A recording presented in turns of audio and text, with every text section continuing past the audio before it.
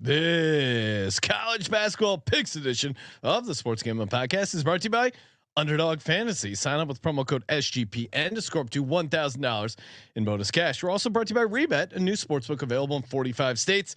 Download Rebet in your app store and use promo code SGPN for a 100% deposit match up to $100. And we're also brought to you by Rhythm. Get your 7-day free trial today by going to sportsgamblingpodcast.com/RITHMM. Hey, this is John Smoltz, and you're listening to SGPN. Let it ride.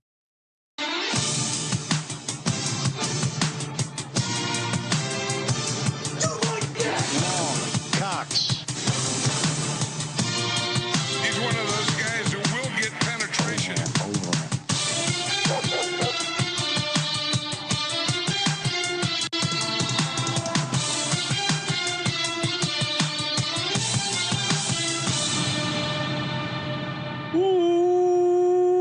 Welcome everyone to the Sports Gambling Podcast. I'm Sean, stacking the money green with my partner in picks, Ryan, Real Money Kramer. What's happening, Kramer? Dog. Double header today, Sean. Yeah, The college kids. I don't think they go to class for this long anymore. No, definitely not. But we're sitting here taking credits in the morning. Did you have the night lectures in college? The 2.5 hour nighttime class. That was always tough to get through. I took a meteorology class that was from 6 to 9 o'clock. Nice, but it was only one day a week. So yeah, that was to me, I would almost rather, and you got like a break in there. I almost would rather knock it all out in one chunk. I think freshman year, I only had like classes. I figured it out in the second semester, just classes on Tuesday and Thursday. It was really a genius schedule. Yeah, I worked, so it was like I was either working in the classes would be in the afternoons, and work would be in the mornings. What kind of work did you do in the mornings? I worked for the local internet provider. It's a full-time nerd. All the way back. It turned out it was a useful skill back then. Working with these hillbillies, not knowing how to terminate fiber and coax. Y'all got that Cat 5 cable? You got the real certification? I'm like, what's the fake certification? We are here talking college basketball for Tuesday and Wednesday slate. Joining us on the line, the host of the College Experience, Colby Dant, aka Pick Lean Dundee. What's happening, Colby? I'm just excited about this alternate universe where you're a weatherman, Sean. What weather are you predicting? Meteorology. I was predicting some wet fronts for some ladies, but no. Meteorology was actually pretty compared to some of the boring ass classes. Meteorology I thought was pretty fun. When you said that, I thought you were talking about like something star related. But I don't know what I was thinking. What, Sean? Because it was a nighttime class. I thought you were talking about like stargazing or something, not actually meteors. predicting the meteorology, weather. meaning like weather. Wow. Yeah. So you Sean, this whole time you're actually a trained you're an amateur. I took one meteorologist. class. You haven't told us. I took one class. It was. Did you know this, Colby? I did not, and I'm even more baffled because me and Sean know a comedian that we can plug him in. He used to do Las Vegas weather for over a decade, and we can really figure this out. Now, I just wonder when he does this, does he lean towards slight precipitation in the mountains? No. Well, I leave the leans to the professional. Yep. You and the L word crew over there on the college experience. A lot of cocking, tilting, whatever it is. Whoops. Oh, there. Well, I still think. I mean, Nick's face looks like a ghost. Mac looks so excited to be on the cover of the L word. It's just great. And then Noah, almost like cocky. I think Noah looks like the one that puts out. Noah's hard. the freak, clearly. Yeah. Butt stuff's in the picture. Gary K checking in saying Colby nedes internet help in North Carolina. What's Colby, up? Can we get an update on your internet? Where are we at? What's going on? No, I told I've had multiple fuck offs to the fiber optic world. So we went back to Old Faithful Spectrum. I see Ike in the chat saying, "Love those guys." Bleep that. Ike in the chat saying AT&T fiber. They don't come here, bro. So I'm unless you're gonna wire me up all the way from Charlotte there, I'd appreciate it. But Yeah. So I think we're okay just with the we basically have the same stuff in the studio, right? So let's go. We're getting there. We're getting there. Yeah. Soon there'll be a copper connection. Colby's internet will be firing on all cylinders. And then one day in the future, just all sorts of upgrades. Well, imagine, Sean, imagine the day when Colby updates his computer. Oh my God. The whole world's going to see a new person. It's going to be like from standard def to HD, or perhaps this is a filter that Colby puts intentionally because this is how he likes his football watched. A little bit pixelated. Back 4:3. Get rid of that. HD cameras HD cameras have been part of the destruction of football. Oh, that's when football started getting soft. When they started putting it in high res. These TV execs, they're coming for the game. They're trying to ruin it. I'm sorry, Colby. Speaking of the come up, nice day, nice episode for the Yale picks. Kramer 8-5-1, 2-1 on your locks. Told you I was getting warmed up. I was 9-4-1, 1-0-1, or sorry, 1-1-1. One win, one loss, one push. Colby 2-1 on his locks, 7-6-1 overall. Discord with a losing record, aka fading our consensus picks at 3-4. So, yeah, nice little turnaround. I'm still leader in the clubhouse, 4 games ahead. We hit our parlay and my money line dog. I mean, you're just skipping over like.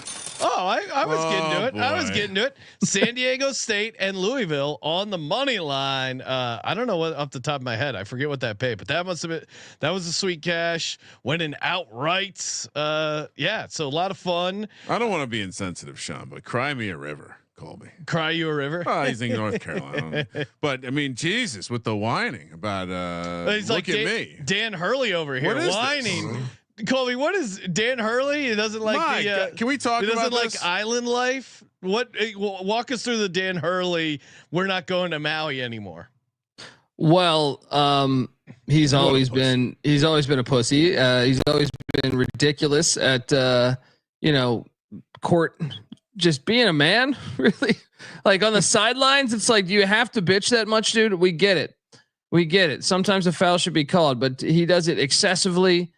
I'm not really sure why. Just because they went winless, he's just a sore loser. Let's be honest. He's just a sore loser because they went winless in Maui. They got upset by several teams, but the shocker, I think, the big shocker was Colorado getting them.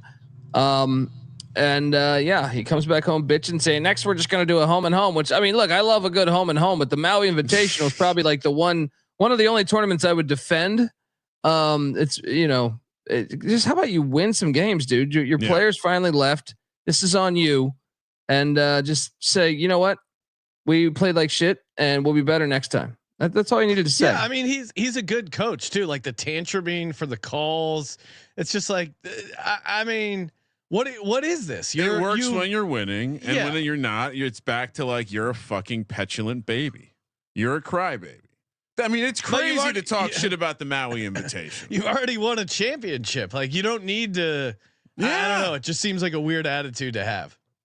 One of his post game, I think it was after the first game against Memphis.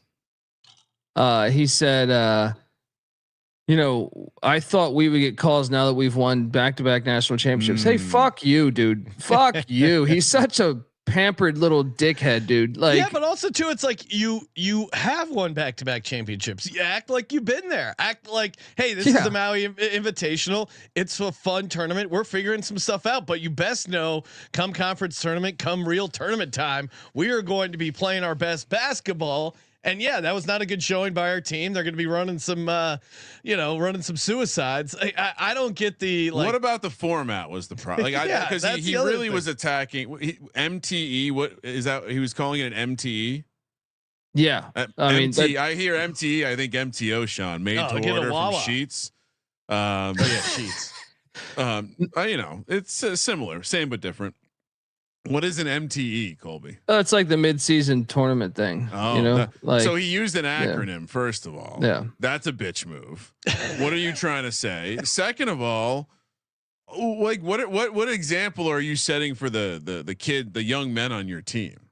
Oh, things didn't work out for me, so let's blame the situation. That's every AA. Like that's every kid at every club. My kid's not starting. This club sucks. This coach sucks. Let me find another program.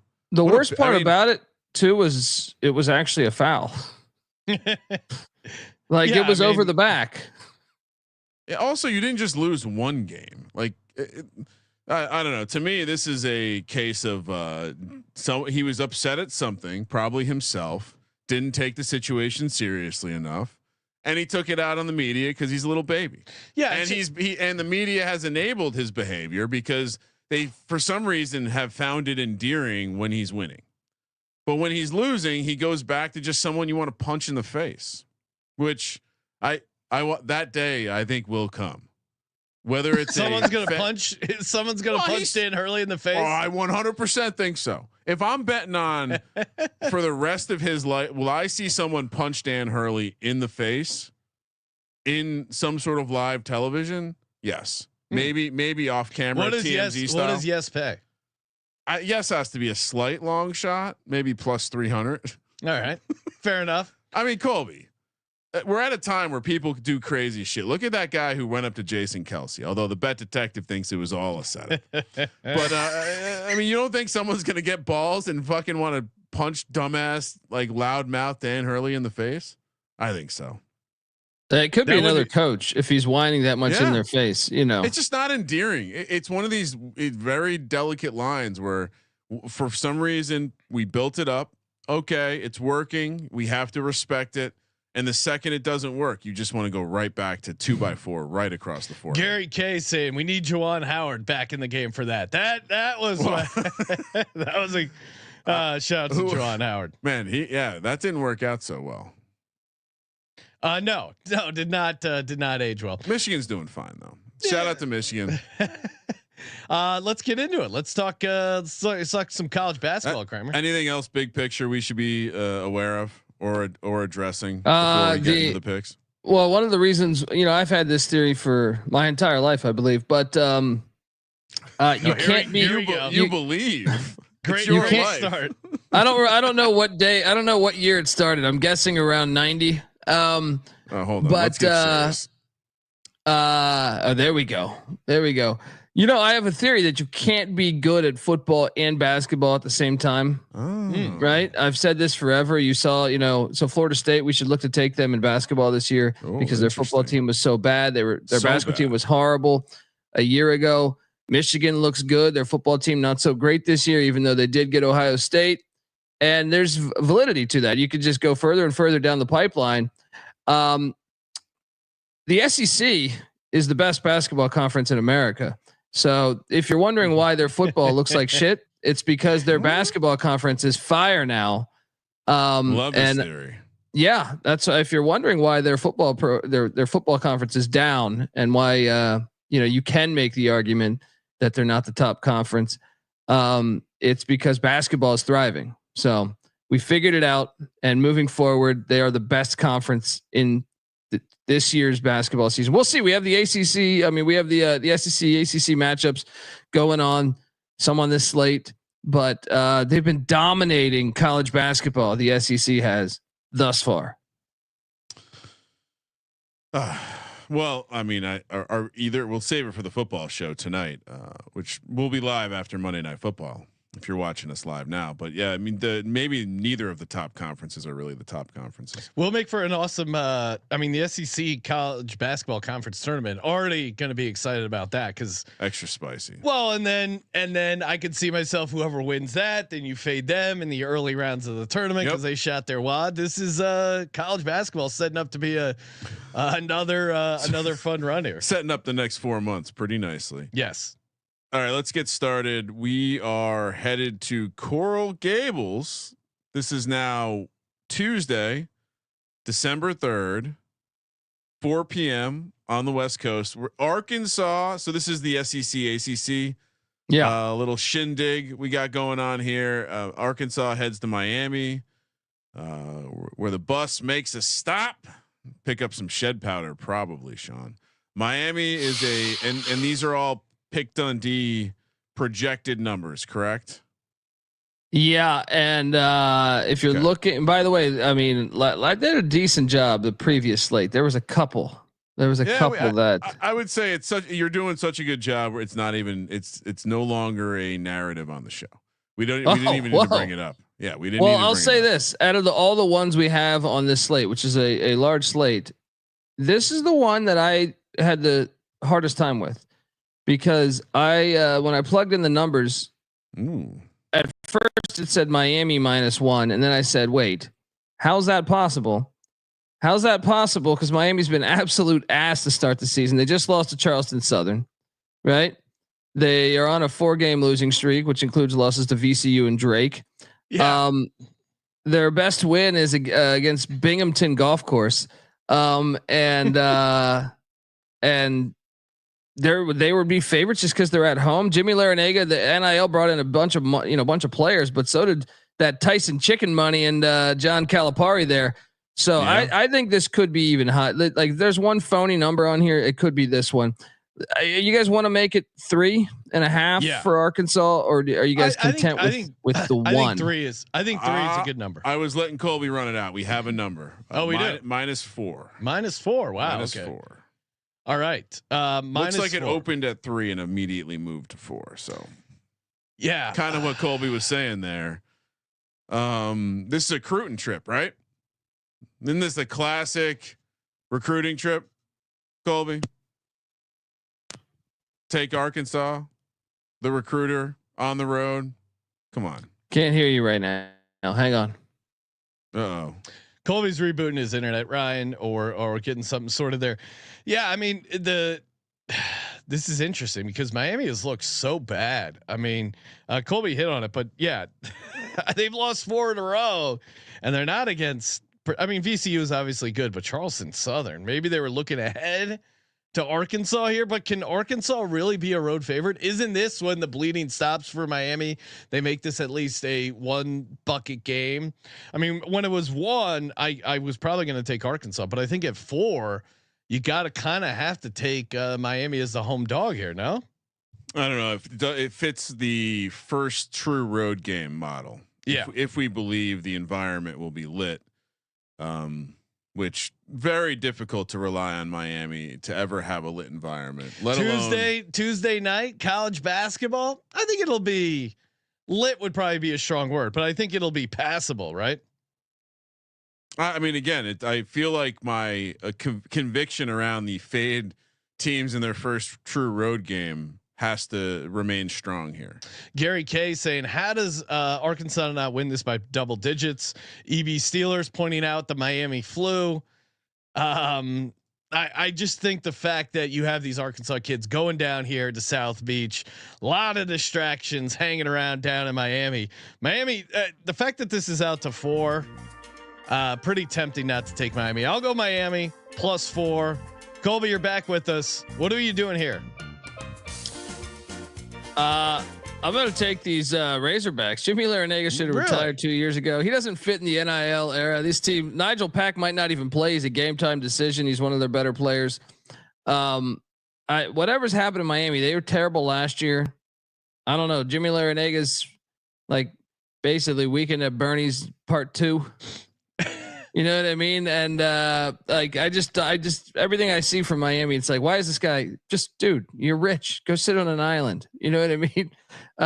You don't need to tell these kids that are all paid, to because he looks. If you guys haven't seen over the last year, there was a moment where he looked so frustrated with the team. He like went and sat on the bench by himself on a timeout. He just let the team talk to himself, and he was just like this, right? And I get more of that vibes this season. I think he's done. He's done. I think he's riding. Yeah. Dad's driving the car with it. He's had it up to here. He's pulling this fucking thing over. So we're not worried about the first true road spot for Calipari here. Lost both their trips away from home. Not worried at all about that kind of situation. I am. That's why I'm on Miami. I'm asking Colby. Yeah, he's watching the games. Give me Calipari. It's a recruiting trip too. Big time. Calipari, Calipari might be wearing one of those all white Patino suits down there in South Beach. I don't want to get ahead of myself, but the Ray Lewis special. He is on the. He's always a potential nominee for Italian American of the Week, Sean. So Nick Sirianni, did he get it? Nick Sirianni. We're still looking into the paperwork around his actual heritage. Okay. There's a lot claiming he's not. Kurt a real Cignetti Italian. just won 66-0 against a rival. It's funny. I was just. That's a great way of framing Purdue as a rival. Well, I mean that's a historic rivalry, but I mean, Purdue's horrible. But yeah, Purdue's pretty bad. I mean, anytime you get your rival's coach fired, yeah, that's fun. It's a nice touch. My gambling instincts say Miami, but F the U. Give me Arkansas. Nice recruiting trip for Calipari and the boys. Northwestern, but if I do lose this, I'll have to point that I have to follow my own trends. Northwestern heads to Iowa City, Iowa, to take on Iowa. 4 p.m. on the West Coast. Iowa is. This is fun now because we projected. Unless you're updating these, Colby projected this a little short of where it opened at 7. It's now sitting at 6.5. On the football side, I just saw the what Iowa's running back going to come out be a draft prospect. That's fun. On the basketball side, though, Colby, how are we feeling about this this number? A little bit bigger where you thought the number was going to be. Wait, so the official number came out at 6.5. It opened at 7. It got bet down to 6.5. Yeah. I mean, I'll take Northwestern in the points. Iowa's a team, even though 6-1, they're not. I mean, they have the staples are super sharp. I know you could say Northwestern traditionally has staples too, but I actually feel like Northwestern is the more athletic team in this matchup. And some of the numbers will back you up on this. Northwestern is a much better rebounding team than the likes of Iowa. Yeah. So it's just too many points. I think Northwestern is actually the better team on a neutral. I think Northwestern is just a flat out better team. So you're asking yourself, how great of a home environment is the Carver Arena there? And I think it's good, a little. Right? I mean, it's a good home environment. But I just think Northwestern's the better team. High. Yeah, I just think Northwestern's a better team, and they stay within that. I do think the money line's live. Caitlin Clark not coming out of those locker rooms. I may have removed the Caitlin Clark. Let's see if I can find. What do you mean? No, I can't find the Caitlin Clark not very good take, but it's somewhere. I do have this one. If you're looking for a Kramer. I want a dick rubbed on me tonight. Kramer, we're talking college basketball. We don't have time for that. Colby, you mentioned what I like about this handicap, and it's the rebounding disparity. Northwestern much better on the offensive glass. Iowa staples. Iowa 268th offensive rebounding percentage, shoot only 68.3% from the line. If you're a staple, that's unbelievable to me. Yeah, if you're a staple, you got to hit your free throws. How are you playing college basketball for Iowa if you can't hit your free throws? That to me is not conducive to covering 6.5 against a good team. So I'm with you. I like Northwestern 6.5 a lot here. Also worth noting, Northwestern already got that first road trip out of the way, taking on Dayton early in the season. Tough road environment. So I'm with you guys. I'm taking the points here. Big number. Ken Palm thinks it should be 5. Discord, enjoy Iowa. Another one at 4 p.m. here on the West Coast. Tuesday, December 3rd, heading to Athens, Georgia. Are we seeing our boy Blue Cane and the Georgia Bulldogs taking on the Fighting Irish of Notre Dame? Georgia. We now have multiple places offshore that have opened games. Sean, this is very exciting. Colby, the number opened at 7.5. It's currently sitting at 7.5 for the home team, Georgia. I mean, are we? What is the status of Georgia? Because Blue Cane is always on the watch list here at SGP. Just for you, Ryan. Just for me. Your weird obsession with Blue Cane. I mean, watch this kid play ball. Georgia's balling. Mike Snow White's got this team rolling. They're 7-1. They just beat Jacksonville by almost 50 points. You might remember Jacksonville went into Blacksburg, Virginia, and beat Virginia Tech outright the game prior. Virginia Tech's a football school, so let's just focus on one misery. Virginia Tech's a football school. Tell Kyron Drones that, right, Colby?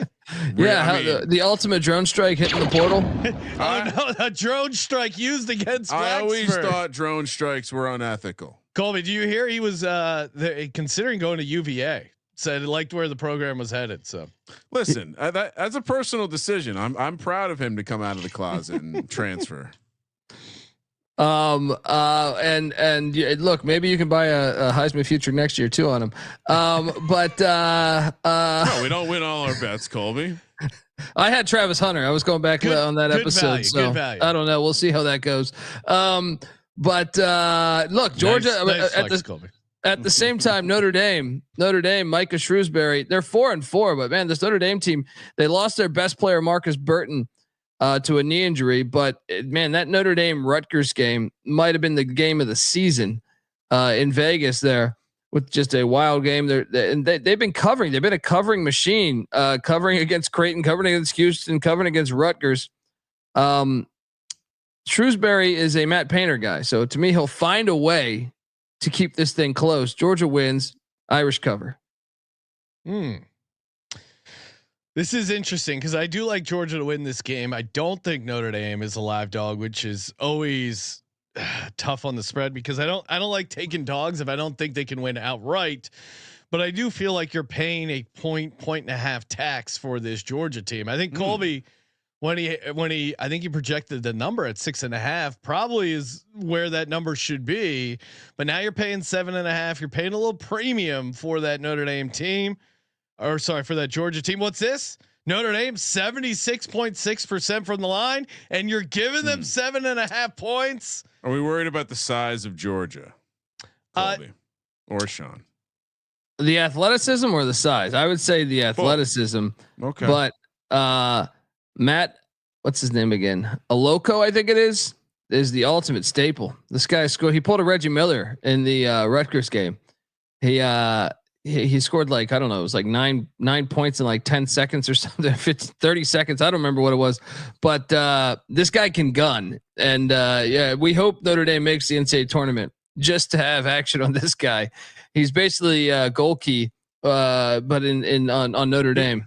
Oh, Princeton transfer. His handle on X is at Matt Alico.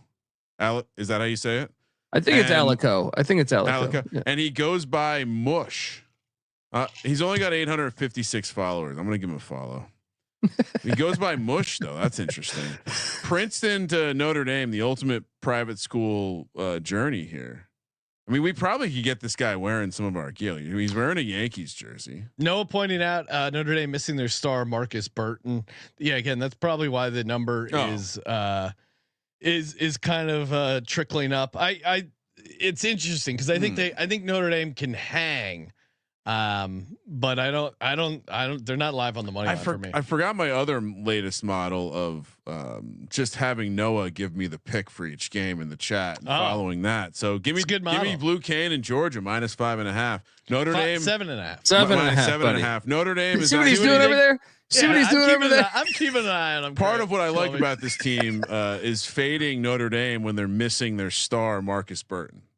So great handicap, Kramer, as always. Hey, if you're looking to get down on some college basketball and head over to mybookie.ag, use that promo code SGPN, get you 100% deposit match up to $1,000.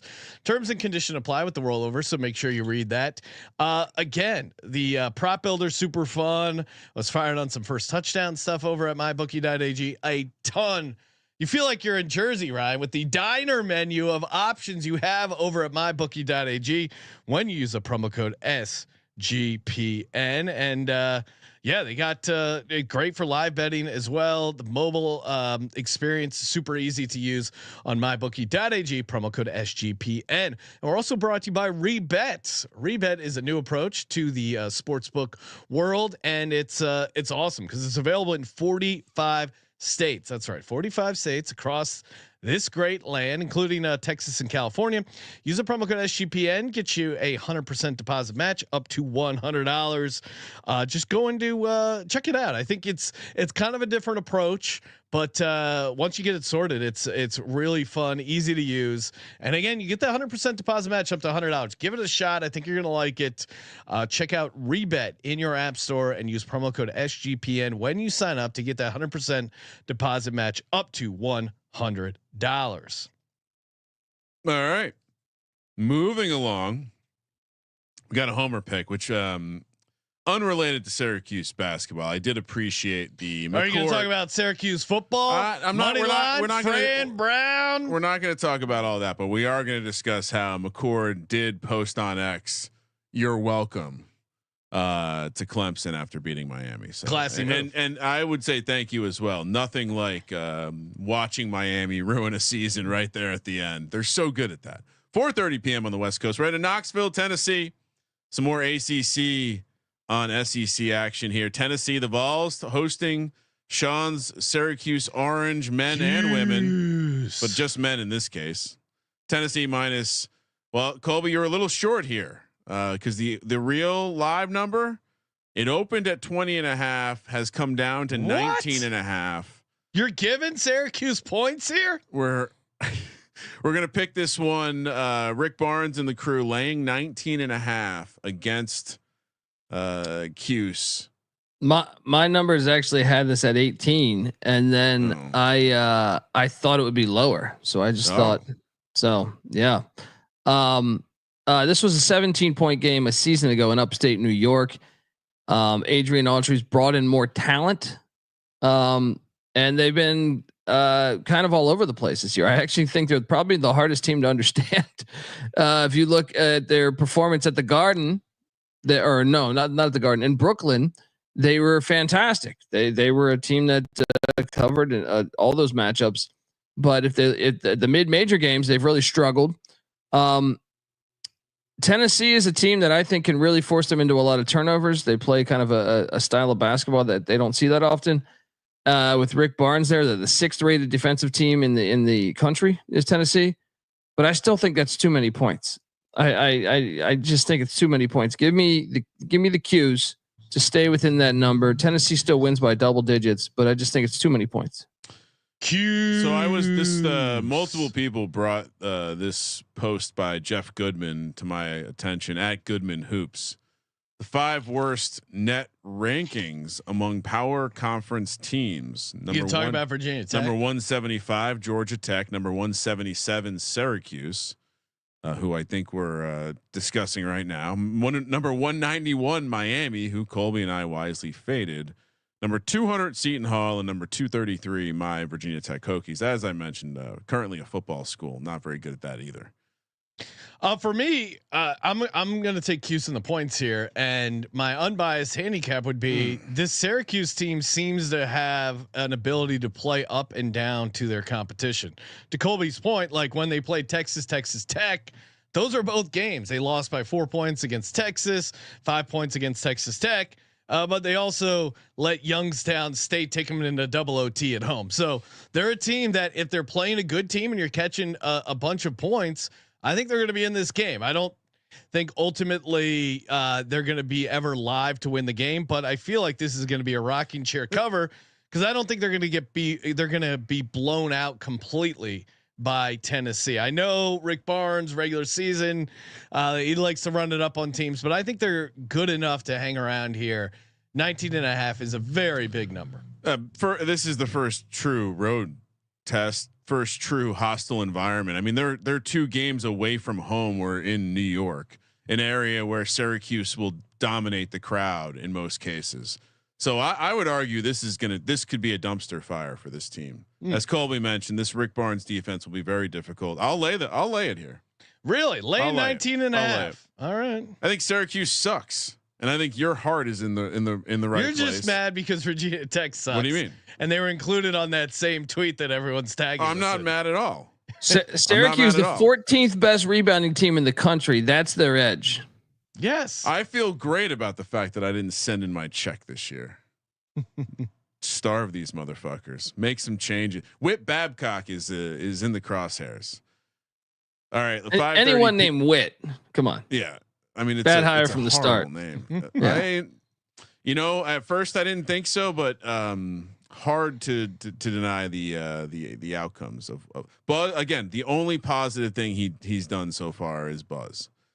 5:30 p.m. on the West Coast, which I hope we're talking about Buzz later, which it looks like we are. 5:30 p.m. on the West Coast. We're talking BYU, Providence, this is a BYU home game, I assume, Colby. Yes. Did we lose? We lost Colby again.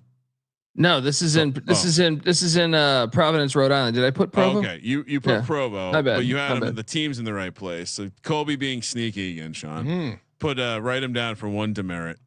BYU laying 4 here on the road in Providence at the Dunk. Colby, what's wrong? Hammer BYU. Providence is fucking horrible. All right, they're really 5-3. Ever since they caught Ed Cooley Hitler, things haven't gone right for the Friars. That was very funny though. I think BYU is gonna. I mean, I know it's a far trip, yeah, but I just think they're a way better basketball team than Providence right now. I know that building is electric. I'm gonna side with the better team here. Give me BYU with their NBA talent. They the way that they can shoot the three. They're a top 15 team in the country shooting the three. So. Yeah, they're great shooting all around, except at the line. That to me now that would scare me off taking BYU because they're 66.9%. If Providence wasn't 64.8%, like come on, Providence, what are you doing? Hit your free throws. I feel a little nervous taking BYU as a road favorite in a hostile environment. First true road test, Sean. You can't do this. Meanwhile, Providence. No, but Colby's right. This Providence coming home. We have some history with Providence, Ryan. We need to clear our browsing history because, one, there's some nefarious things in there, but two, the Ed Cooley's not walking through those gym doors. They got it. It wasn't a Providence thing. It was an Ed Cooley thing. Okay. You know what? Let me see them get beat at home, and then I'll agree with you guys. Right. Until then, give me Providence at home catching points. Are you kidding me? This is dog potential right here. The soaking will be strong in Providence, Rhode Island. The people in Providence don't have time for that bullshit. All right, in out. I got something to do. 6 p.m. on the West Coast. He's one of those guys who will get penetration. Georgia Tech. You have to know when to come. Heads to Norman, Oklahoma. Which holy shit, you want to talk about coming back on the grid and realizing that Georgia Tech and Georgia played an 8 overtime game in college. Like what the fuck? Anyway, Georgia Tech heads to Norman to play basketball against Oklahoma. Colby, the Sooners, which again, just forever. Why did Porter Moser leave? He's 7-0. He's turning that corner. Why did he leave? He's now Colby. You were a little short on the projection here. He's laying 10.5 as Oklahoma hosts Georgia Tech here. That's so you think too many points. You think he's turned the corner? It's time to hop back on the train. Colby, are we worried? Are we worried that Georgia Tech, the campus, is going to be distracted after knocking off? Georgia. Well, they covered. Yeah. They covered. They got the I thought they almost uncharted territory. Yeah, the great college football 8 overtime system where you're just good trading 2-point conversions. Great system. We can probably come up with something better. I don't know. What are you doing here, Colby? I guess McCollum, the guard for Georgia Tech's a game time decision. Kind of need to know that, but I still just think I don't like laying that many points with Oklahoma. Oklahoma's a defensive team. I'll take Georgia Tech. Georgia Tech struggles against the mid majors. They normally get up for these big time matchups. Give me Damon Stoudemire and the Yellow Jackets to stay within this number. Yeah, I don't know. I mean, there's almost a 10% difference at the line. That has me on Oklahoma. So we're deep enough into the season for the free throw model to really be strong. Yeah, I think if you're 6-7 games into a season, you can get a sense if you're a good free throw shooting team, and they're good from the field, good effective field goal percentage. Like Colby, they're a good shooting team. Has Georgia Tech left their home confines yet this season? No, they have not. No, but yeah, they're crossing the Mississippi, Sean. No, that's a problem. Give me Porter Moser. Yeah, Oklahoma rolls here. Yeah, I hear Sister Jean could be somewhere in near the location trying to lure Porter Moser back. I mean, that was good. That was great for college basketball. He ruined everything, took the money. Wake Forest. Oh, here we go, Colby. 6 p.m. on the West Coast, Tuesday, December 3rd. We're going to College Station where Wake is taking on Buzz. and the Aggies. Texas A&M. Let's see, Colby, you have them laying 9. The number as it exists out in the wild is 10.5. Another 10.5 point spread. Buzz and the boys are laying it. No. Points all day. No. Give me the points all day here. I know Wake hasn't looked great this year, but A&M's not the type of team to really like blow teams out to me. It's a similar handicap to the Porter Moser Oklahoma situation to me. And I think you can go back and look at every big time program they faced. Whether it's UCF where they lost by 3, Ohio State, which they did turn a corner and win by 14, I think it was, if memory serves me correct. But they're just, to me, like that's just a little too steep. I think they win by 7, by 8. I think that number you're getting value right now on Wake, even though Wake's been disappointing. We coming into the season, we thought Wake, this would be Steve Forbes' best team. They haven't looked the part yet. So, but they did beat Michigan that you mentioned earlier in the broadcast there. So I think it's just a little too high. I look at this more of like, 6-7 point game, maybe an 8 point game. They're not going to be able to score. A&M's going to dominate them on the glass, on the offensive glass. Yeah, no, but I mean, they beat Rutgers by 4 on a neutral. They beat Creighton by 4 on a neutral. Ohio State. That I guess Ohio State would be a good game for you to compare them to, like covering a big number. But Wake also got rolled by Xavier on the road. They got rolled by Florida on a neutral. I mean, they've played 3 games away from home, and 2 of them have resulted in blowout losses. That's fair. I just never liked Buzz as a double-digit favorite. Yeah, I'm with Colby. Like the type of basketball they play, they dominate the rebounding. Let's go. They don't hit their free throws. It's an ugly game. Kramer, you yourself watching the games go, this is the part where you're like, oh yeah, I bet on Buzz because they don't have any set offense. Here's what I'll say though. It's not pretty basketball. It's fun as a dog, to Colby's point, but not laying double digits. Colby, so Ken Palm, Wake not like the basically one of the fun 4 factors to always look at is the offensive rebounding percentage matchup. And part of what makes Buzz and the Texas A&M offense frustrating is they generally don't have a plan, and it's like athlete ball and hitting the glass, and they hit the glass at one of the best rates in the country. They're currently number 2, but they're always up there. It's literally the glaring weakness of Wake Forest's defense. And so the reason they could get a lot of easy buckets in this game. Extra possessions. I see that buckets. Angle. It's what about transition? They're also going to turn Wake Forest over. They're going to get easy buckets that way. So yes, they can extend this out. Yes, Buzz is a great coach. He will keep them motivated here, and they'll get the job done. Lay the points. Come on, I like the chalk. Ole Miss, there was some fun, which by the way, if you haven't seen the college football flag planting highlights set to the One Shining Moment college basketball song, Sean, very, very good. Ole Miss, Mississippi State participated in some shenanigans this weekend, but the basketball team heads to Kentucky where they will be in Louisville at 6 p.m. on the West Coast. And Louisville, who by the way, it's got people are so happy that I'm at least putting effort into trying to pronounce the word Louisville correctly. Is it more than one guy? Because you keep saying it now. Many people are saying they want a shirt. They want a shirt in the there's store. A lot of you're implying there's like a clamoring for your pronunciation of Louisville. I have a feeling it's one guy. It's you keep saying that slur. It's Louisville. And in this case, they're laying 4. If you're the one person DMing Kramer, please DM me. The number is 4.5. Louisville is the favorite against Ole Miss. Little SEC ACC battle here. Colby, which side are you on? First off, I appreciate both these scumbag institutions for this is a perfect matchup. Okay. This is a perfect matchup. They should meet in football as well. Do a home and home.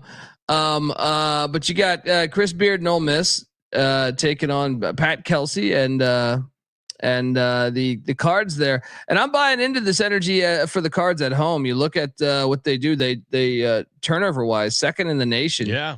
And then the fact that they're at home, Chris Beard's team's offensively challenged. I think they're 128th in offensive rating. Meanwhile, Louisville's a top 50 team. Now, I will say, Beard, to his credit, they're always a top 30 defensive rated team, and they are again. But I just think with the home crowd behind them, give me these Cards. ACC needs to get a couple wins against the SEC. Here's one where they flat out get it done. Go Cards. Where are we at with Chris Beard in general? It's good basketball coach. Everything's behind. Everything's in the rear view. They'll get to the tournament. They'll get to the tournament this year. Statute of limitation doesn't go over state lines into Mississippi. Kramer, this is the actual live spread of 2.5, right? No, 4.5. 4.5 is okay. what I said. Yes. All right. Well, I'm updating. Oh, okay. Yeah. Sorry. So you still like Colby laying 4.5? To me, this is like right on that edge. Because I feel like this is going to be a 1-basket game, which has me going towards Mississippi. But ultimately, I'm with Colby. I think Louisville at home, the spot, the environment. This game is going to be annoying because it's going to come down to like intentional fouls at the end of the game. But I will take Louisville laying the 4.5. Kramer, what are you doing? Well, I mean, as Noah in the chat points out, Pryor, aka Machine Gun Kelly, is out for the year for Louisville. And if we're saying that we're going to put everything in the past and we can look past Chris Beard's sins, then perhaps it's time to take them in the points here. Numbers too big, Sean. Your instincts were right. Coming off the loss against Purdue, great spot, great bounce back spot for Mississippi. ACC sucks this year, Colby. Don't you know? I mean, they are struggling, but that means they'll kill it in March like they do every year. And it's important to note to the novice and new better out there that you want to bet numbers, not teams. Oh, great! Which is great analysis, Ryan. Which is at 2.5, I would love Louisville, but at 4.5, boy, Ole Miss is the spot. Michigan heads to Madison, Wisconsin. A little Big Ten matchup here at 6 p.m. on the West Coast. This Tuesday, was the slap game. 3rd. This is revenge for the slap game. Keep my wife's name out of your mouth. Yeah, man. Remember that? Yeah. What was Will Smith thinking? Well, he's probably got some serious skeletons in his closet. This number opened at 1. It's all the way up to Wisconsin laying 3.5. I mean, Michigan's drunk off of football right now. There's no way that this is you have to I'm just taking Wisconsin pure and simple based on that. I'm sure there's proper handicapping Colby's going to talk about, but yeah, give me Wisconsin. Well, I mean, that is strong to my theory because Wisconsin missed the bowl for the first time in a long time. Their bowl streak is over. So that would be the perfect time for basketball to come up and dominate. I love this. So you got something going there, but I'm always reluctant with these staples, you know. I like what Dusty May is doing at Michigan. I've been really impressed with them this year. They're way ahead of schedule to me. And to me, it's what they're doing on the defensive side of the ball. They're 8th in the country, defensive rated. And I think that's going to be the difference, even though we know Wisconsin, you know, they're like Virginia Junior when they have Tony Bennett, where they're going to limit your possessions. I think the Wolverines will win this game outright. I think they're like everyone's going to be on Wisconsin feeling. They beat Arizona at home. Michigan's going to go in there. They're going to ride that energy. Yeah, great point. It's a home game. I am one of those guys Michigan that are going to say hasn't been to a hostile location yet. Wisconsin. I mean, they played Wake. You want to talk about free throws? There's a 20% difference in free throws between Wisconsin and Michigan. You're only laying 3.5. Here we go. And Colby, you mentioned it. The flip has been switched. Wisconsin is now all in on college basketball. This place is going to be rocking. Lay the 3.5. This is lock potential. Wisconsin has the longest winning streak in the nation, tied with Florida, Marquette, Oregon, UC Irvine, and Colby. Wait, say that again. I'm sorry. Florida, Marquette, Oregon, Wisconsin, and UC Irvine all have an 8-game winning streak, along with this East Coast University. Plays in a small conference. Smart kids go there. Columbia. Oh, I did know that. Yeah. Fade Columbia moving forward, but quick trivia: who has the longest losing streak in the country? And it's not even close. It extends way into Coppin State would be the first one. Yeah, 21 games they've lost in a row. Next closest is Alcorn State and Chicago State with 10. So shout out to you, Coppin State. Anyway, Wisconsin, we're laying the points, right? Easy money. Lay the 3.5. Come on, Sean. What's Colby doing? I don't know. He got cute here. No, I blame Noah's influence. They used all their sport juice on the upset against Ohio State. Right? Wisconsin. Have fun, guys. Noah's on Wisconsin. Noah's a very sharp handicapper. Sean, I tuned into the show called The College Basketball Experience. Obnoxious host, but this guy Noah, he's pretty sharp. Kentucky heading to Clemson, South Carolina to take on Clemson. 6:30 p.m. on the West Coast. Wow, late local time tip there, Colby. On Tuesday, December 3rd, minus. Let's see what I didn't actually check this one yet. Misfired almost. Colby opened it at 2.5. It actually is -2, and it opened at pick, so it got bet to 2. Colby, are we going to continue to roll with Kentucky? No, this is where it comes crashing down. You don't just walk into Sherwood Forest. And fuck with Robin Hood there. Yeah, I think Brad Brownell. It's Little John Coliseum, so you know. Oh, I got you. I just enjoy the Friar Tuck. Yeah. Which, if you've never seen Robin Hood Men in Tights, absolutely fabulous rendition. I think it was Dave Chappelle's first movie. I thought he was going to snorkel and say Prince of Thieves. And I was like, oh, you fucking Cosner, Christian Slater lover. Right. How long have you known me? You think I could hide that kind of thing from you, Colby? I thought you said Slater used to be the man in the 80s.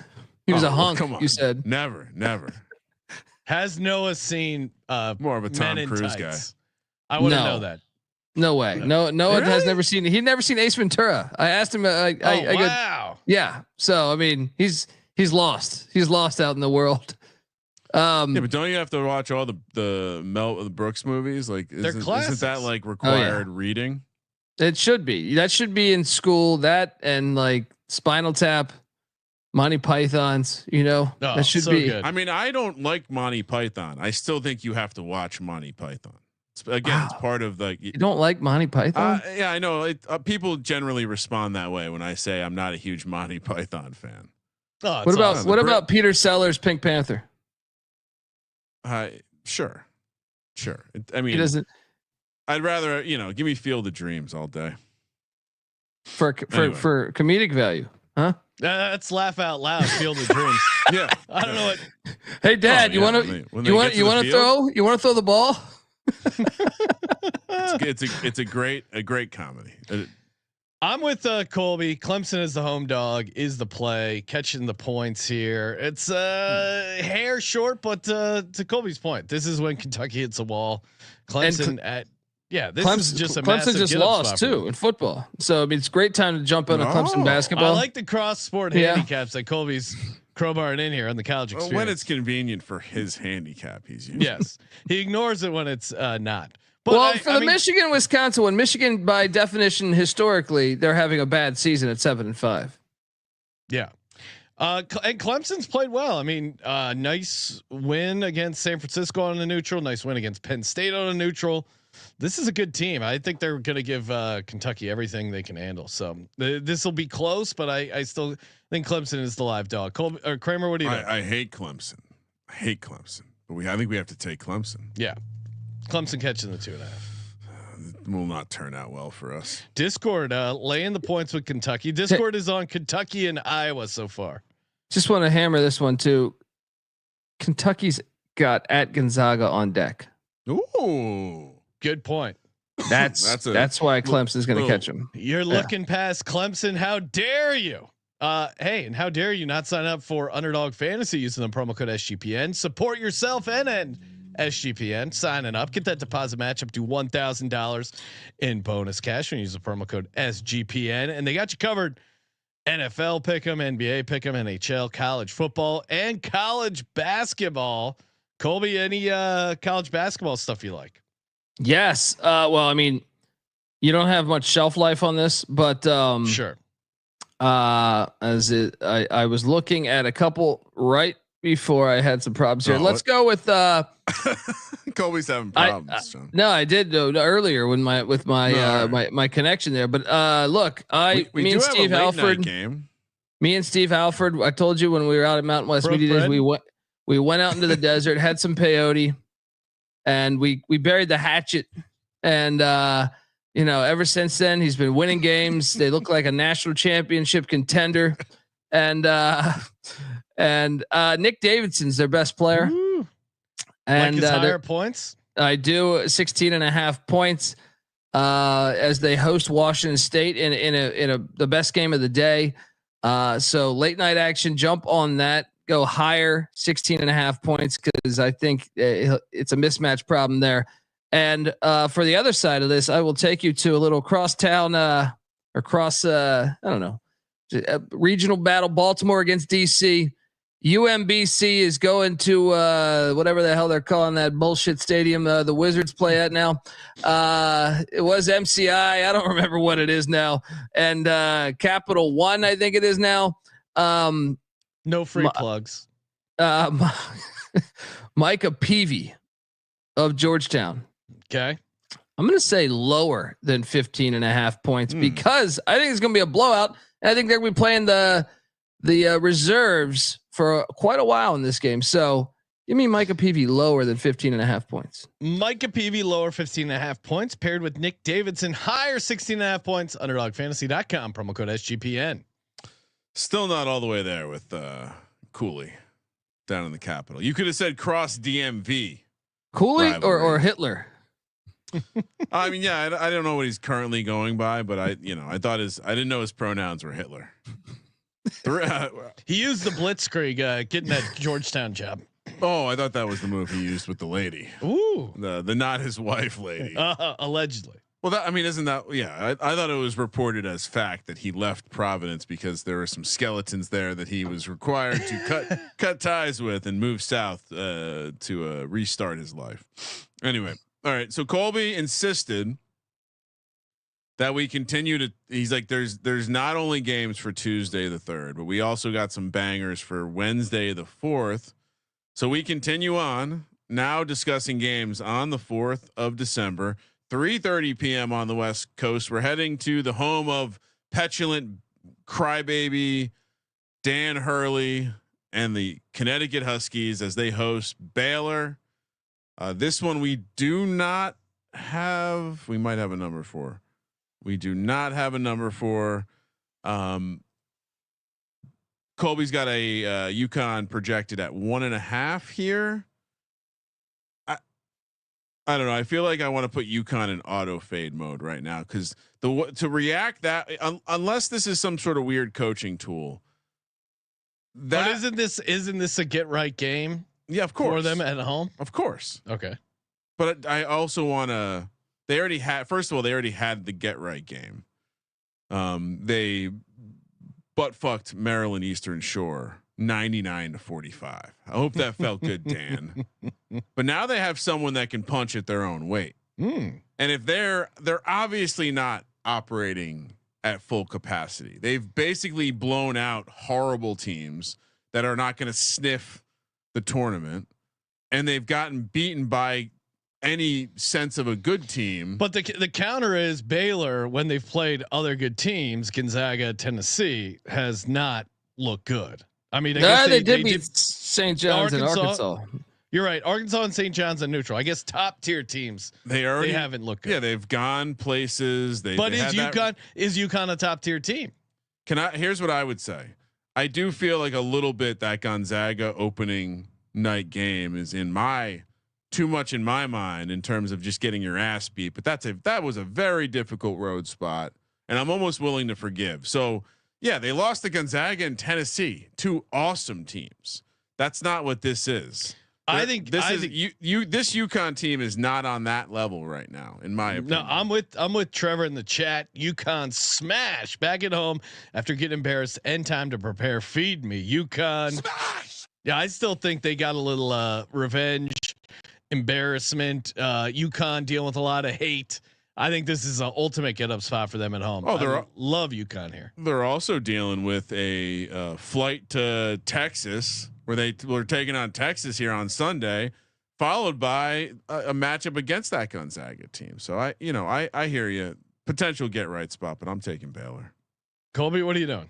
Yeah, give me Baylor here. I just don't think UConn's got the guys this year. So I look at Baylor's team; they're just more athletic, and I think they can just. I mean, yeah, the place will be lit. That's your one fear, but I think Baylor's just a flat out way better team right now. So give me the Bears. Yeah, a bear would fuck up a husky. No offense to husky lovers out there. 4:15 on the West Coast. We're heading to Chapel Hill, North Carolina again on Wednesday for Alabama, North Carolina. A blue blood versus a new blood, Colby, as they say. You projecting this North Carolina lane only 1 point at home here. Where are we at with the Tar Heel program? Disappointing performance in Maui, in my opinion, but they did go 6-6 in football, so there's an opportunity for them to really jump up this year. But Alabama has looked really good. I mean, they lost to Oregon. They're coming off that loss. We were on Oregon on the College Basketball Experience, guys. Check us out, subscribe. And I think Bama's better right now. So I will take Alabama on the road just with their offense and the weapons and the guard play. I think is just flat out better than Carolina. So there's the home edge there, but I don't think Bama loses 2 in a row. I think Bama's a better team. Give me Alabama to get it done. This is one of the tougher games to handicap because I'm with Colby in thinking Alabama's a good team coming off a loss to Oregon on the neutral, but so is UNC. They've lost to Auburn and Michigan State OT game. Now you're at home in an ultimate get right spot game against a big program or emerging program now like Alabama in Chapel Hill. Yeah, give me UNC here laying the point. This is going to be an awesome game. But I could kind of make the case for Alabama, but I'm going UNC here, Kramer. If Hubert Davis doesn't have that run at the end of his first coaching season, like his tenure is a complete joke. He might not be a good coach. Bama's already done the road test thing. Nate Oates and the guy. I think this is a classic. You want to talk about selling cars or Creighton. This is one of those trips. Big marquee opportunity here to win on the Jordan Brand court. Give me Bama. Come on. Roll Tide. Roll Tide. You guys are crazy. Roll Tide. 5 p.m. on the West Coast, Ames, Iowa, where we see Iowa State and Marquette face off. Shaka continuing to transform into something strange that looks not fully human. Wednesday, the 4th of December, Iowa State projected to be laying 6.5 points here by Pick Dundee. Colby, what's the angle here? Big East has been complete trash this year. Marquette's been the one team that hasn't looked horrible, but they're going to Ames.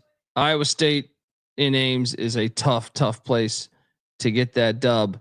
I'm all over the Clones here. I say lay it. I know they want. They did it. They had a good showing in Maui, but I just think at home with the energy. Now I'm a little paranoid that football. They might be, going to the college football playoffs. So that's a bit scary. Marquette, they closed their football team in the 70s, I think it was, or the 60s, and they've been dominating a basketball ever since then.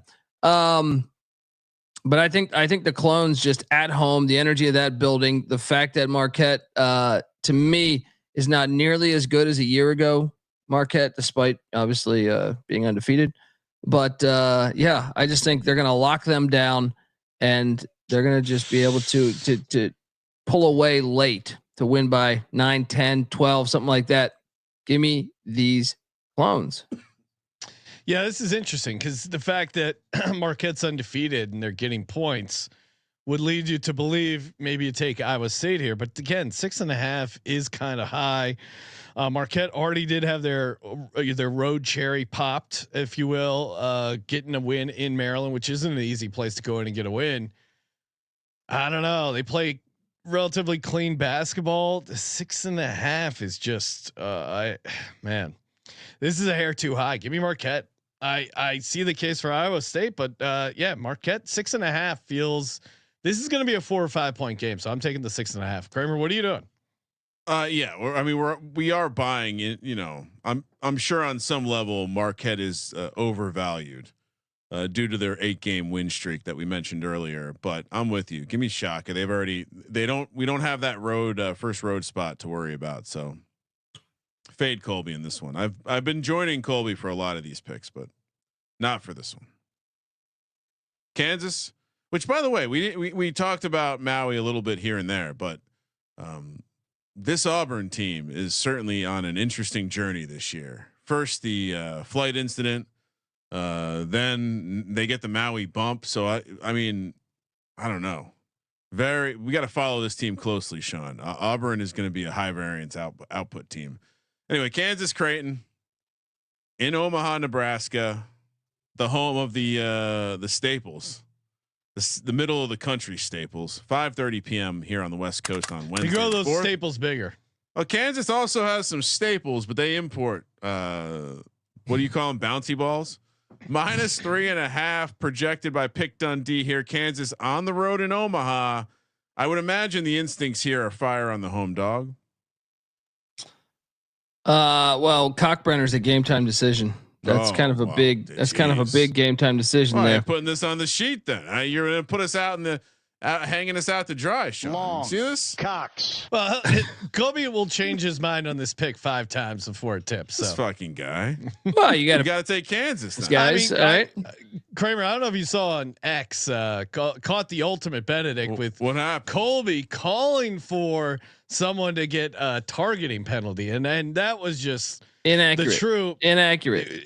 You said all I was saying was I said targeting has no place in football, but if you're gonna call it, where people get ejected every fucking Saturday and they're doing that exact thing that you're ejecting all these other people for, and we're referring to the Georgia Tech game when Haynes King fumbled, like. I find it to be just convenient when they call it whenever they want to call it, and it's not accurate with what they're doing. But I am not behind targeting at all. It should never be a rule. I don't know why it's in our sport, and may God have mercy on their souls. That whoever put this bullshit in the sport of football, it's absolutely horrible. And it should. We had a term called spearing back in the 80s that would be called, and you used it like once a year. That's what should happen. That's what should happen. We should go back to that. All right. I'm glad Colby clarified because for a second there I thought he was calling for. It did seem like Colby, he's I'm just pro targeting. Well, and then the Trevor Lawrence bullshit. You know what I mean? You got this abrupt slide. The defender did nothing. The defender did absolutely nothing wrong. And all of these idiots that are probably just fantasy football nerds, right? That just think that this is such he should be suspended for the year. Are you fucking kidding me? Are you fucking kidding me? You don't think he should be suspended for the year? I don't think he should be suspended one game. All right. No, I mean, to me, it was hilarious. The Trevor Lawrence thing where everyone feels like they have to come in with the super hot take. Put him on the bench. To me, it was a pretty easy thing to sort out.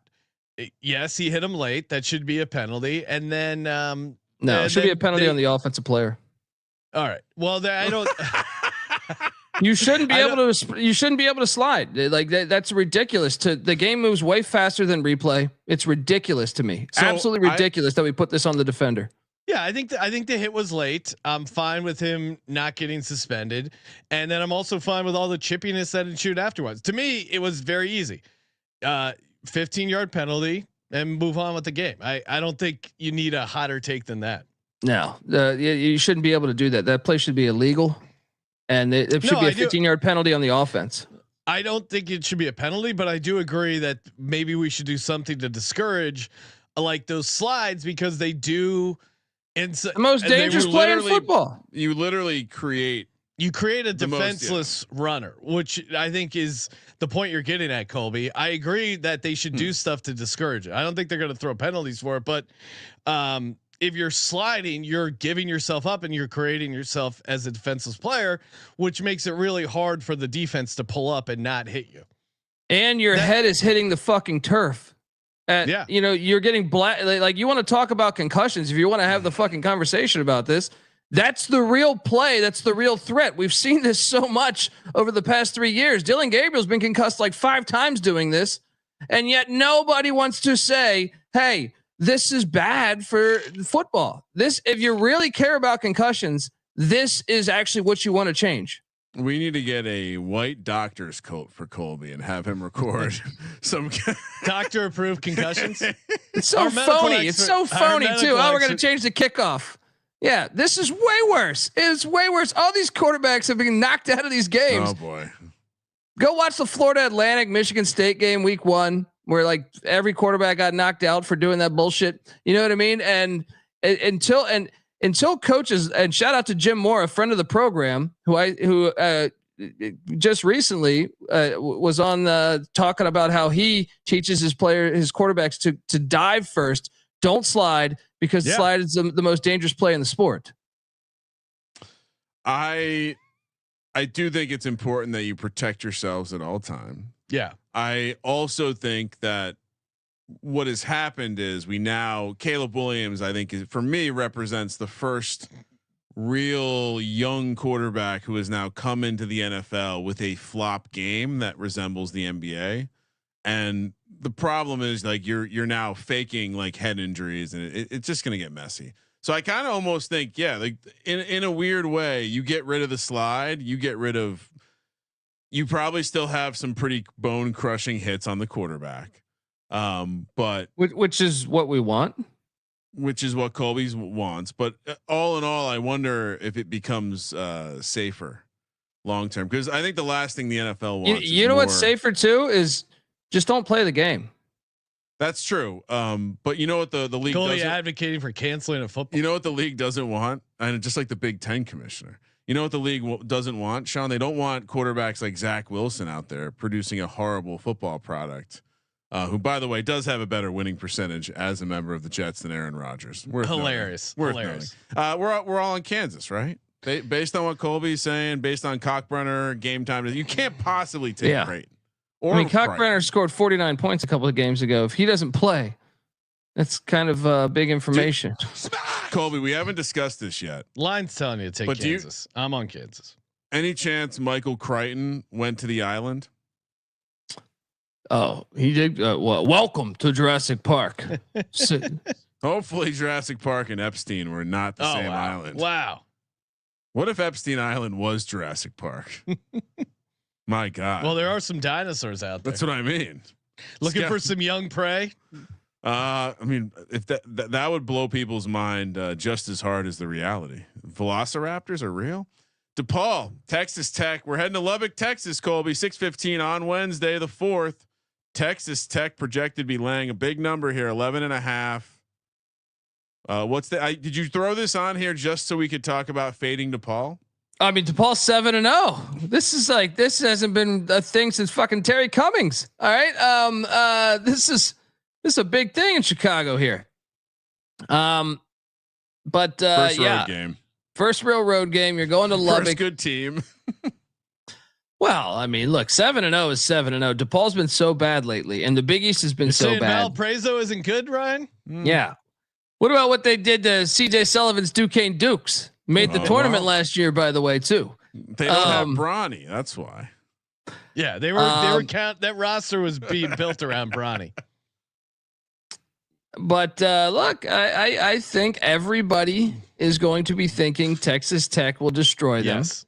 Yeah. I think Chris Holtman has brought new life into DePaul. Okay. And I think they can stay within this number. I think Texas Tech does win this game, but I think DePaul loses by 9, by 10, by 7. Oh wow! What all right, prediction. I think they pass the eye test. If you watch them, they blow out everybody. The way they shoot the 3, has been fantastic so far this year. So give me these blue balls there, plus 11.5. They shoot the 3s. They don't shoot the frees, as in free throws. Colby, The line is telling you anytime an undefeated team is getting 11.5 points, you know it's going to be a bloodbath. Give me Texas Tech laying the big number. Yeah, I think we might get some of that where like for a couple minutes they go, okay, just man up these bitches. Yeah, as Gary points out, DePaul already more than doubled their last year's win, so they're playing above their pay grade here. Yeah, and they've been hot behind the line. This is their first game outside the same gym. Yes. So easy handicap here, Sean. Nice work. Thank you. Texas Tech lay the points. You're always going to go chalk, right? Yeah, of course. Last game. Oh, we are talking Auburn. Who? I mean, the plane fight, the plane U-turn downgrade followed by the Maui bump. I'm curious how Colby and Pick Dundee have it calculated in their power rankings, but they see Auburn as a 4.5 point dog here in Durham, taking on Duke. 6:15 on the West Coast. Another late tip there on the East Coast on Wednesday. What's the angle here, Colby? Well, it's Cameron Indoor Stadium, which of course. Look, Auburn's looked amazing so far this year, but they were playing in Maui and they did play Houston, who doesn't look that good this year. Houston, and also they played them at that NBA arena, right? Yeah. It's kind of a neutral, fake neutral. I think Duke's the play here, guys. I think it's just a lot of travel going from Hawaii to then Durham. And I think this is just this is the welcome game. You saw Duke lose to Kentucky in the big game there in Atlanta. Then you saw them lose to Kansas. This is the one that puts them on the map. I mean, that I know they have the Arizona win, but Arizona's not looking that great. But this is the one I think that everyone says, "Whoa, okay, they can get it done here." And really, a lot of it is to do with just the home environment. I know we can sit there and pluck stats and say Cooper Flagg would be, this is his breakout game, and you know they're Auburn's due just based off how well they've looked all year. They've been in some close games too. I will say that Auburn has been in some close games where they've gotten they've been living on the edge a little bit. But I got Duke. I think Duke's gonna win by 6-7 points. And the energy of this building will be the reason why. Living on the edge, you can't help yourself from all-time music video. Wow, look at you. Do I get to use the SGP corporate card to buy a ticket to this game? What's going on here? Is Colby putting you on the spot? Sure. Game time. Game time. Promo code SGPN. What is it? What is the ticket? Get on over there. Get on over there. What is the ticket? What's the ticket going to run you for one of these games, Colby? Well, what's the get-in price? Well, let me tell you, Cameron Indoor Stadium. I've been there, and it's about the size of a high school gym. So I would imagine there'll be people camping out for they're probably already camping out for this game. Why can't they afford a bigger stadium? They have all the Illuminati money. You don't need to make it bigger. See, that's the NFL. Nice, that's why the NFL has been destroyed. Yeah. I'm looking at these prices and it's a hard no. That's what I figured. That's what I figured. I mean, I knew, well, cause I mean, unless you can, talk to some co-eds, I'm sure you got some TCE listeners that go to Duke. If you can get an inside connection, sure. But I mean, on the second, this is Upper Deck. They're asking like $900. That's insane. Colby. We can get you lower bowl 10th row for $3,000 a ticket. Yeah, no thanks. That's what I'm saying. You can watch from home. Wow, he was ready to say yes, and he didn't know, and and I was like, okay, say yes. Good. Say yes, good. Buddy. Actually, that $900 ticket is quite cheap. Wait, I mean, there's $3,000 tickets in the Upper Deck. If you guys get a $900 ticket, I will set up a tent the night before and sleep out there. Oh, okay. All right. I don't know. I mean, I don't know what that does for me for ruining your day, but I got to hand out some stickers or something. Get something to. Yeah, someone host Colby and sneak him into the building. Yeah, come on. You don't know there's not a janitor or someone who works at the building there. Guy? Come on. We got TC, SGPN people all over the place. Wait. We had Billis do our show. Could I just name drop Billis? I'm a friend of Jay's. Yeah. We talked about Coach K's gardening. Yeah, no, actually I think you should just go up and say, no, Jay put me on the list. And say you're a guest of Coach K. See what they do. I mean, we have to know a security guard at this place. Come on. You're not listening to one of our shows? Figure it out. Yeah, someone, come on, make this happen. I'm going to take Duke laying the 4.5. It's a little tricky, but I'm with Colby. The home environment's going to be raucous. Ultimately, that'll carry the day. And fading an undefeated team as a dog, I think, is the angle to take. So I'll take Duke laying the points. Kramer, what are you doing? Are you taking Auburn? Colby told us how good the SEC was. Maybe we should listen to him and take Auburn.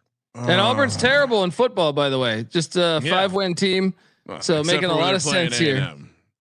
All right. So last year, if my memory serves me correct, the winner of the Maui Invitational was Purdue, and they followed that up with a road win against an ACC squad.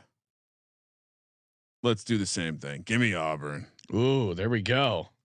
Hot off the Iron Bowl. Yeah.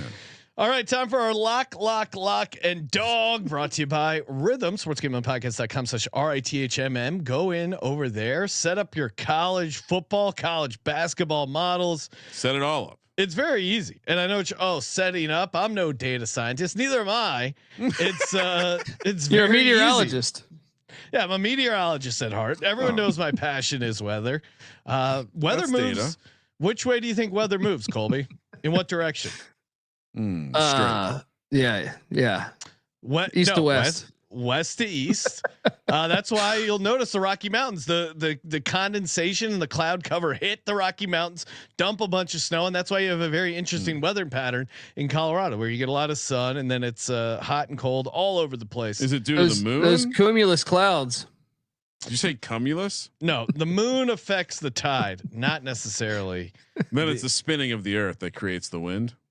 I'll tell you what Rhythm likes. My model and Rhythm's model both think there's value in taking the Syracuse Orange live on the money line at plus 1500.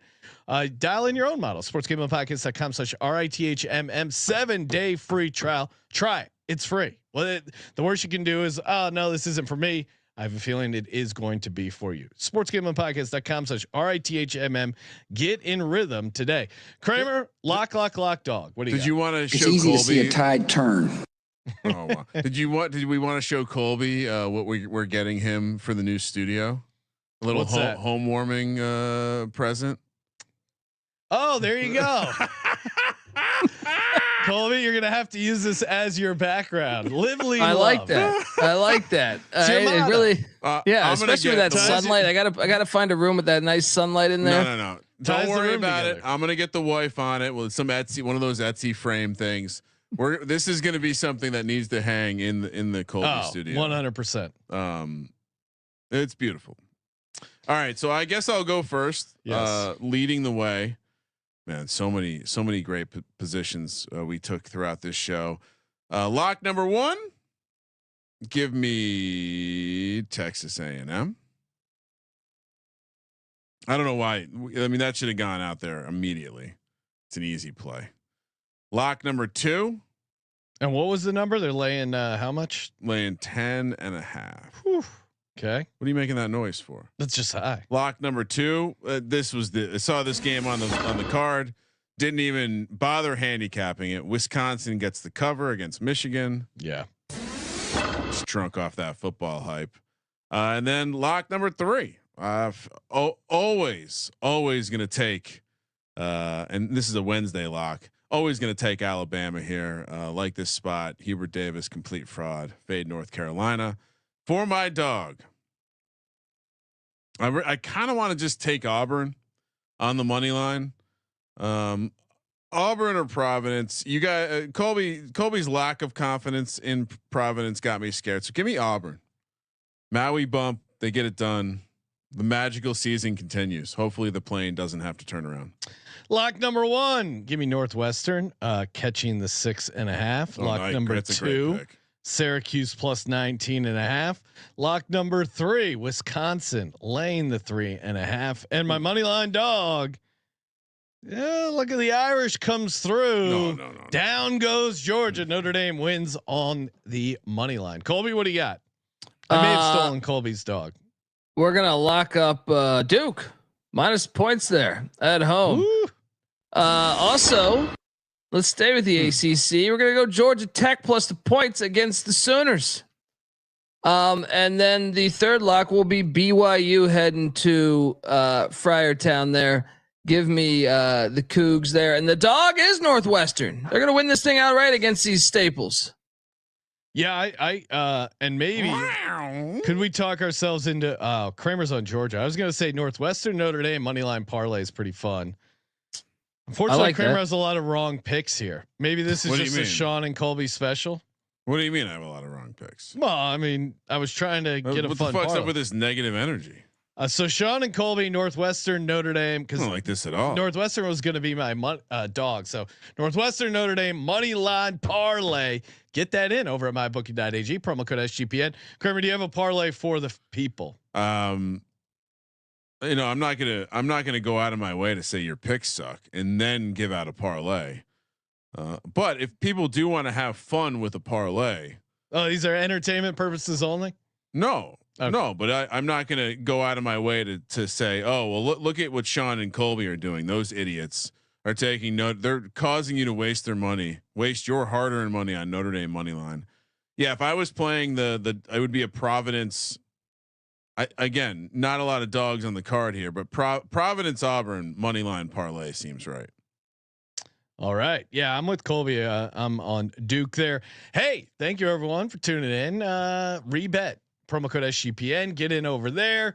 Rhythm, mybookie.ag. Promo code SGPN. Make sure you check out the college experience. Breaking down every single college basketball game. Picks for a lot of them and leans for some. Good times as always, Colby. We will see you after Monday Night Football if you're watching live on YouTube to talk college football picks. Thank you for participating in the Sports Gambling Podcast. For Sports Gambling Podcast, I'm Sean, stacking the money green. He's Ryan. Bottom line bombs is next. Kramer, let it ride. What?